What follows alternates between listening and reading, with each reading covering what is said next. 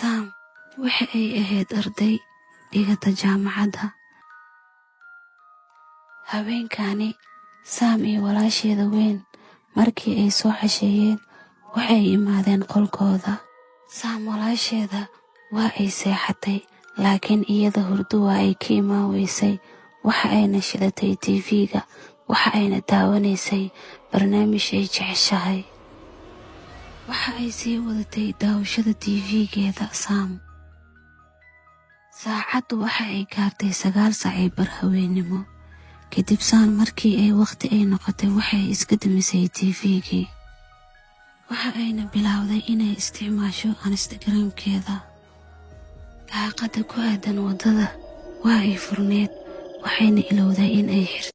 Sam iyadoo isticmaalaysa taleefankeeda ayay si lama filaan ah waxay ku aragtay guriga ka soo horjeeda gurkiisa oo 2 qof oo saaran. Waxay u muuqdeen 2 gabdhood oo timo aad u dhaadheer leh, laakiinse waxay isweydiinaysay xilligaani meeshaas waxa ay ka sameynayaan. Sam iyadoo fiirinaysa mid ka mid ah ayaa istaagtay. Waxa ayna dareentay arrintan in aysan ahayn arrin normaal ah, waayo qofkaasi dhererkiisa aad ayuu u dheeraa, afkiisana waa uu weynaa. Sam waxa ay dareentay baqdin, laakiinse hal mar waxay weysay dadkii saarnaa gurigaasi korkooda si lama filaan ah. Iyadoo yaaban Sam tina mar kaleeto waxay aragtay guriga korkiisa oo ka hor ordayaan caruur aanan la fahmi karin, isku wadana eg.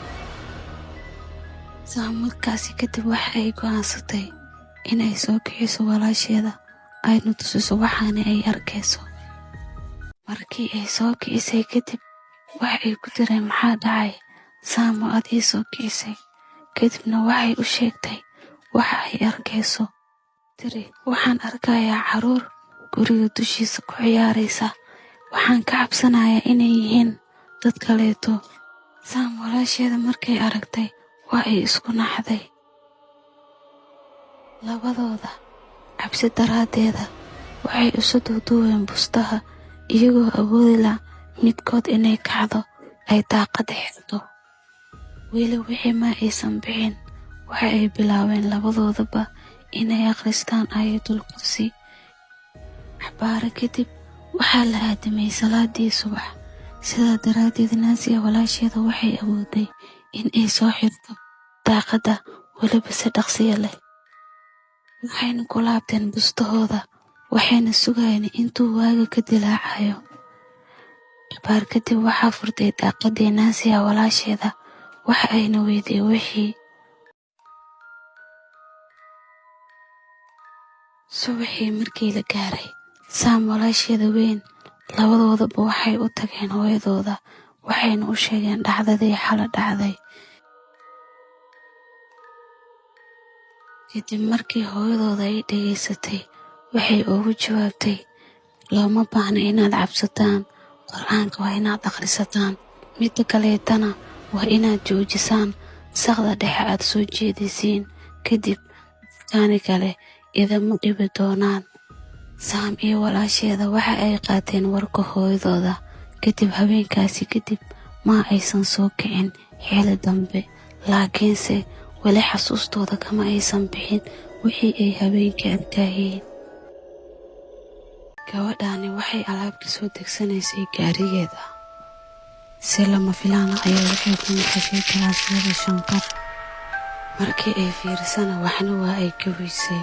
Iyadoo sidii alaab ula soo baxays ayaa hal mar waxaa la taabtay garabkeeda. Waxa uuna ahaa ninkeeda. Waxa uu la qaadayay alaabta. Markii uu kor soo garay, ninkii waxa uu ka maqlay musqusha shanqar intuu baday qabiiska la furay. Kadibna marka uu galay cidna waa uu ka waayay. Isagoo tubadii xiraya ayaa si lama filaan ah cid la garanayn ayaa waxay madaxiisa ku duuduubtay bac. Waa ayna ku ceejiyeen ilaa ay ka dileen. Waxa ayna ku soo xireen musqushii.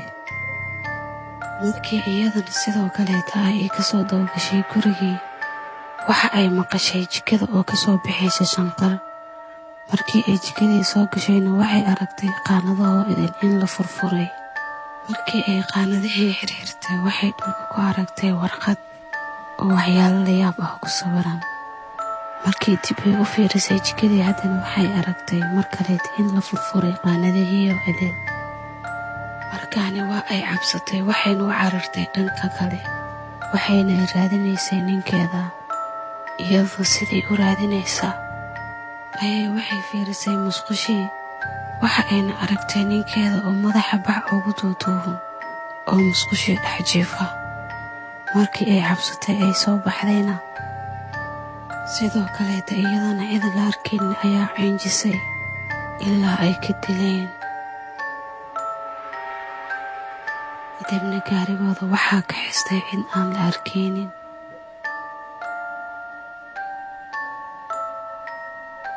wiilkaani isagoo hurtaya waxaa la daaray TV-ga. waa uu soo kacay. waxa uu la yaabay cidda daartay TV-ga. markii uu soo fadhiistay isagoo yaaban waxaa la soo gargaraacay albaabka.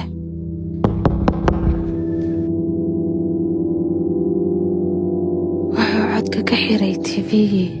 waxa uuna aaday albaabka dhankeeda si uu u fiiriyo cidda soo gargaraacayso. wuxuu dulaalka ka arkay nin sii jeeda uuna soo aadiyey dhabarka. waa uu la yaabay run ahaantii. waxa uuna si tartiib ah u furay albaabkii, laakiinse bannaanka cidna ma aysan joogin. markii uu soo xiray albaabkii waxaa mar kaleeta la soo gargaraacay iridii. markaani waxa uu ogaaday qofka uu dulaalka ka arkayay inuu asaga yahay. dhaqdhaqaaq weliba uu sameeyana uu ka daba samaynayo. waxa uu bilaabay in uu ciyaaro. sidoo kaleeta qofka uu arkayana waa uu ka daba ciyaarayay. si lama filaana laakiin waxaa tagtay korontadii. markii ay soo laabatana waxa uu weeyey qofkii isagoo ekaa. markii uu soo jeestay waxa uu arkay ninkii ekaa inuu taagan yahay dhanka TV-ga. uuna u taagan yahay siduu isagu u taagan yahay, uuna samaynayo ficilka uu samaynayo. wuxuu isku dayay inuu si tartiib ah albaabka u furo, laakiinse sidoo kaleeta midka meesha taaganna waxa uu samaynayo isla ficilkii. waxa uu xukumayay jismigiisoo idil. waxa uuna u soo dhaqaajiyey dhankiisa.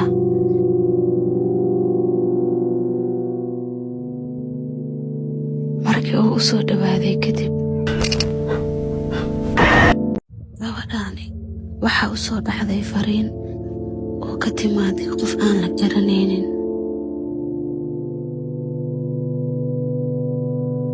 markii ay fiirisay moobilkii waxay isku beddeshay nooc kaleeta ah. waxayna ku qalashay taleefonkii iyadoo dhoola caddaynaysa weliba. waxaa qolka ka soo baxay ninkeeda. waa uu la hadlayay balse iyada ma aysan maqlaynin ilaa uu agteeda imaado. waxa uu taabtay garabkeeda, laakiinse iyada miirkeeda ma joogo. waxa uu ka qaaday taleefonka. kadibna si lama filaana waxaa soo noqday miirkeeda iyadoo isla yaabin weliba waxa ku dhacay. wuxuu ku yidhi ninkeeda wax aan raba inaan aado safar. sidoo kale waxay tiri caafimaadka adigoo nabad qabta. waxa uu siiyey taleefonkeeda kadibna waa uu ka tagay. mar kaleeta waxa u soo dhacday basqadii. waxa ayna noqotay sidii hore ay noqonaysay iyadoo dhoola caddaynaysa weliba. waxaa dhammaaday haweenkii waxaana beriyey waagii. welina waxa ay fiirinaysay taleefonkii ilaa uu ku damay. waa ay yaabtay. waxa ayna la yaabtay in ay meeshii weli ay fadhiso. waxa ay fiirsay taleefonkii waxayna igashatay dabkii. waxayna aaday dhanka jikada si ay shaax u soo samaysato. mar kaleeta waxa ay maqashay in uu taleefonkeeda bashqad ku soo dhacay. waxa ayna aaday dhanka moobilka. mar kaleeta waxa ay noqotay sidii markii ay bashqadii ay fiirisay ilaa maalintii oo idil laga gaara habeenkii ilaa isbuucyo waxa ay fiirinaysay taleefonkii iyadoo aysan dareemaynin weliba. waxaa isbedelay jismigeeda wasaq darteeda, walina waxa ay fiirinaysay taleefonkii. waxaa safarkii ka soo laabtay ninkeeda, waxa uu fiiriyey hareeraha, kadibna waxa uu arkay weli inay meeshii ay fadhiso. waxa uu u soo wareegsaday dhanka iyo wejigeeda si uu u fiiriyo iyada, laakiinse waxa uu arkay arrin uu aad uga naxo. waxa uu arkay xaaskiisa oo mar horeeta dhimatay.